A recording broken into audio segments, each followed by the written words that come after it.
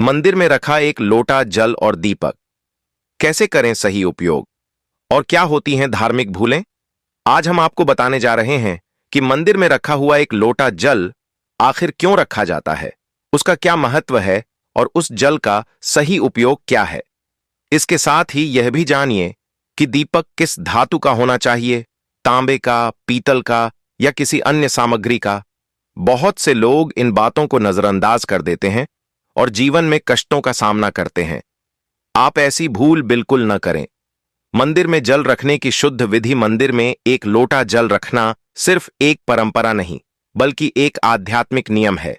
यह जल ईश्वरीय ऊर्जा को आकर्षित करता है और हमारे मनोकामनाओं को स्वयं में समाहित करता है। पूजा से पहले तांबे या पीतल के लोटे में जल भरकर मंदिर में रखें। यदि गंगा जल उपलब्ध हो तो कुछ बूंदें उसमें मिलाएं। अगली सुबह इस जल का उपयोग अपने घर में छिड़काव के लिए करें। इससे घर में सकारात्मक ऊर्जा का वास होता है और नकारात्मक शक्तियां दूर होती हैं। मंदिर का जल कैसे उपयोग करें? सुबह उठकर इस जल को पूरे घर में हल्का छिड़कें। इसे रोगियों को देने से स्वास्थ्य लाभ होता है। आप चाहें तो इसे भोजन पकाने या पीने में भी उपयोग कर सकते हैं, बशर्ते घर में सात्विक भोजन बनता हो। बचे हुए जल को पौधों में डाल दें या दुकान में छिड़कें। दीपक किस धातु का होना चाहिए? धार्मिक दृष्टिकोण से दीपक की सामग्री का बहुत महत्व होता है। निम्नलिखित धातुएं शुभ मानी जाती हैं। पीतल का दीपक शुभता और समृद्धि का प्रतीक। तांबे का दीपक ऊर्जा और शुद्धता लाता है। मिट्टी का दीपक मां लक्ष्मी को विशेष प्रिय होता है।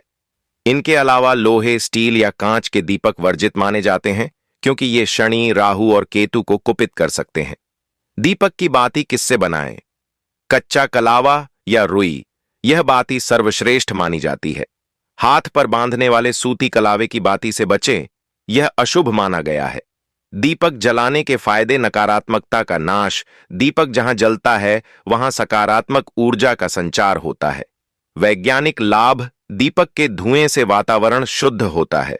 धन और समृद्धि: विशेष रूप से उत्तर दिशा में दीपक रखने से लक्ष्मी कृपा मिलती है। स्वास्थ्य लाभ: एक लौंग डालकर जलाया दीपक बीमारियों को दूर करता है।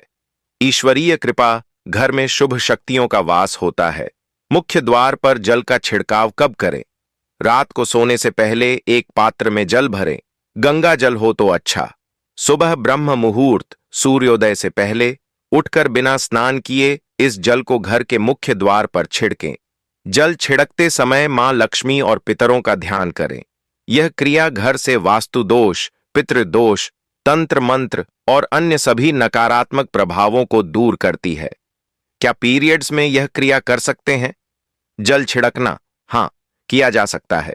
इसमें कोई दोष नहीं होता। दीपक जलाना, यह कार्मिक पूजा में आता है, इसलिए इसे शुद्धता के बाद ही करें। फ्लैट या किराए के घर में क्या करें? जहां आपकी नेम प्लेट हो या जो आपका कमरा हो वही आपका मुख्य द्वार है। उसी स्थान पर जल छिड़कें और दीपक जलाएं। मंदिर में घंटी क्यों बजाई जाती है? घंटी का नाद वातावरण को पवित्र करता है और हमारे पुण्य को कई गुना बढ़ा देता है।